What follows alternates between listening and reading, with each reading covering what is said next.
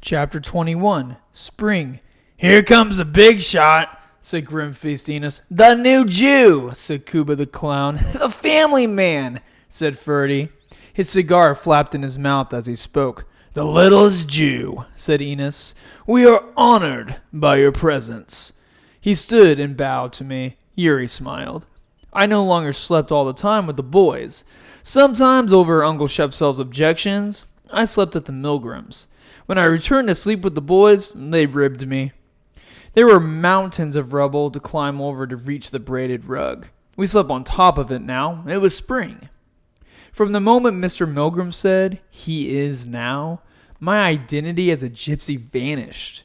Gone were the 7 wagons, 7 brothers, 5 sisters, Greta the speckled mare. Deep down, I guess I had always known my gypsy history was merely Yuri's story, not reality. I didn't miss it. When you own nothing, it's easy to let things go. I suppose my last name was Milgram now, so Pilsudski went too. I kept Misha. I liked it. I kept something else too. The yellow stone around my neck. The yellow stone my father had given me. I knew, as something in me had always known, that was the one true part of Yuri's story. We lounged on the rug, on our backs, our hands behind our heads, taking it easy, enjoying the mild air, watching the stars fade. Soon, there was only the moon and 1 star. A smear of robin's egg blue showed beyond the rubble. Day was coming. We were night people now. We were all smugglers now. Even Big Henrik. Smuggling was a nighttime thing. Ferdy passed around his cigar. We took turns puffing and coughing. The stars were fuzzy beyond the cigar smoke. "Himmler's coming!" These words were followed by the silence of surprise, as they were spoken by Big Henrik, who often bellowed like a cow, but hardly ever bellowed words. At last Enos said, "Himmler? The Himmler?" "Himmler coming," Big Henrik repeated. "I don't believe it," said Enos. "Oh, why is he coming?" said one-armed Oleg. Enos asked Yuri, "What do you think?" Yuri had the cigar. He blew a stream of smoke at the stars. "I think Himmler can go anywhere he wants." "Who's Himmler?" I said. Enos laughed. "Just the number 2 jackboot, that's all," said Kuba, who had taken a seat on a pile of bricks. "You can thank Himmler for this wonderful bedroom," said Enos, "and for the growl in your stomach, and the bodies in the streets, and the wall." "Himmler schmemmler," said Kuba. "We're as good as dead," said Enos. "Himmler coming," bellowed Big Henrik. The sun came up, and we went to sleep. We woke at noon and scattered. I looked for Himmler everywhere. I didn't see him. I was disappointed. I wanted to get a look at the number 2 jackboot.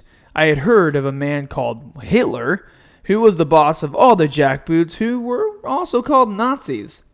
But it was Himmler, Enos said, who's in charge of the ghetto, in charge of the Jews, and in charge of us. I usually brought food to the Milgrams. This time, it was news. "Himmler is coming," I announced, after giving me his greeting. "A smelly intruder." Uncle Shepsel looked me over and said, "Where's the food?" Mr. Milgram was lancing a boil on his wife's leg. "A little gratitude would be nice." "I hate Himmler," said Janina. He was playing pickup sticks on the floor. She had brought them from the old house. "Don't you want to see him?" I said. "If I see him," she said, "I'm going to go right up to him and kick him." To show him, she stood and kicked the leg of the table. "Who says he's coming?" said Uncle Shepsel. "Big Henrik." I said. "Who's Big Henrik?" "He's big," I said. "He didn't used to wear shoes. Now he wears Dad John's." "I'll stop there," said Uncle Shepsel. "Are you going for food?" "Not now," I said. "I'm hungry now." Mr. Milgram snapped, "Shepsel!" Uncle Shepsel slunk back into his usual corner. Mr. Milgram finished the boil and pulled Mrs. Milgram up to a sitting position, her back against the wall. She had become skinny and gray. She no longer worked at the uniform factory. She tilted to one side. Her hair was like a mop. She looked like rag dolls I had seen Dr. Korsak's orphan girls carry. She coughed, and the force of the cough toppled her over. Mr. Milgram straightened her up again. He pushed himself to his feet. He shuffled across the room to me. I knew he was going to talk to me. He seemed to feel he had to be close enough to me in order to speak, and he never spoke without touching me. Sometimes he laid his hand on my head. Sometimes he ran his fingertip across my shoulder. He did this with Janina, too, and he always smiled when he spoke to us. "You're a good boy," he said. I was sure he was about to praise me more, but Janina interrupted. "Am I a good girl?" she said, pressing up to his leg. He laid his other hand on her head. "You're both good. You are the best children." "But who's better?" said Janina. "Misha or me?" Mr. Milgram looked down on us. His smile seemed to double, so we would both have a full share. He pretended to give the question great thought. "No one is better," he said at last. "It's a tie." Janina stopped her foot. "Tata, it can't be a tie. Someone has to be better."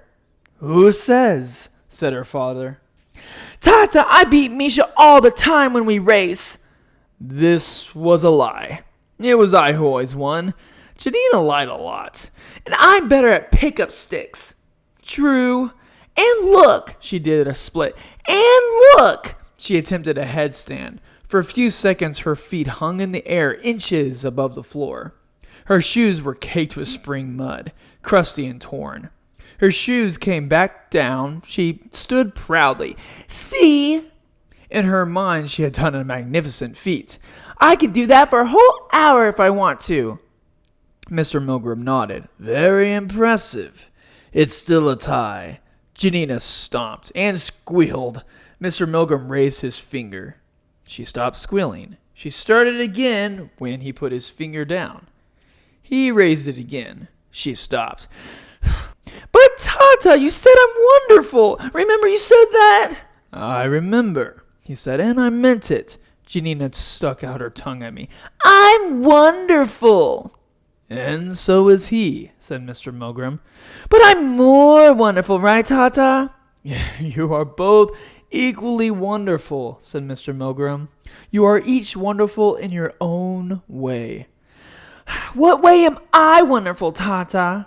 He sat down with a sigh in his only chair. He was always tired. He was no longer smiling, and yet it felt somehow as if he was.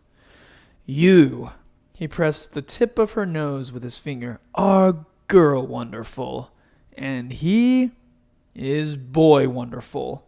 Janina looked at me. She was the only person I knew who had to look up at me. She studied me.